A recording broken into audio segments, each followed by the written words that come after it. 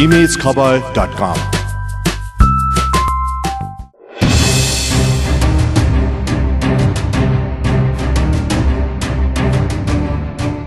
छाडा चौपाया आजभोलि राजधानी लगायत देशैभरका सड़कमा देखिनु कुनै नौलो दृश्य होइन। यात्रा गर्ने क्रममा हरेकले सड़कमा छाडा चौपाया देख्ने गरेका छन्। यस्ता छाडा चौपायाका कारण सड़क दुर्घटना निम्तने त छँदैछ, त्यसमाथि सड़कमा बेबारिसे छोडिँदा यिनीहरूमाथिको जोखिम पनि उत्तिकै बढ्ने गरेको छ। चौपायाका धनीहरूले लिनुपर्ने आमदानी लिइसकेपछि रातको समयमा सड़कमा ल्याएर यी चौपायाहरूलाई छोड्ने गरेको पाइएको छ, जुन प्रवृत्ति झन्झन बढ्दो क्रममा रहेको छ। यसो त छाडा चौपायाहरूलाई व्यवस्थित गर्न आवाज नउठेको पनि होइन, यद्यपि समस्या भने ज्यूका त्यौं रहेको छ। यस्ता समस्या समाधानका लागि एनिमल नेपालले सम्बन्धित निकायको ध्यानाकर्षण गर्नको लागि यसरी सड़कमा उत्रन पर्यो। दूध इन्डस्ट्री प्रमोट गरेर त्यहाँ बाछा र गाईलाई ल्याएर चाहिँ सड़क काठमाडौँको सड़कमा छोड्नुहुन्छ, त्यो चाहिँ रङ हो भन्ने कुरा। र सबभन्दा इम्पोर्टेन्ट, सरकारले चाहिँ दूध इन्डस्ट्रीलाई चाहिँ उहाँहरूले एउटा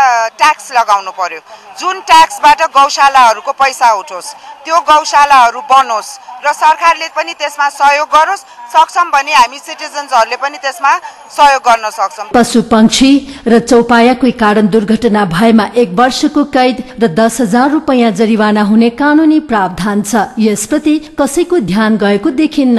सड़कमा मनपरी छोडिने चौपायाको व्यवस्थापन सबैको चासो हुनुपर्ने भएकाले आफूहरूको अभियान सफल हुनेमा उनीहरू विश्वस्त रहेका छन्।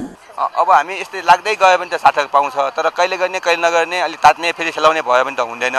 सरकार भनेको काम चाहिँ कालमा तेल हालेर बस्न, त्यसले चाहिँ जगाइराख्नुपर्छ।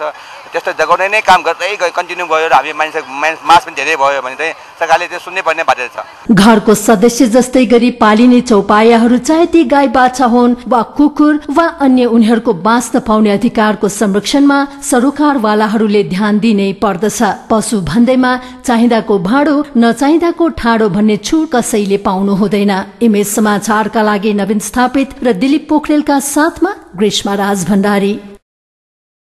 For more news and updates, subscribe, like and follow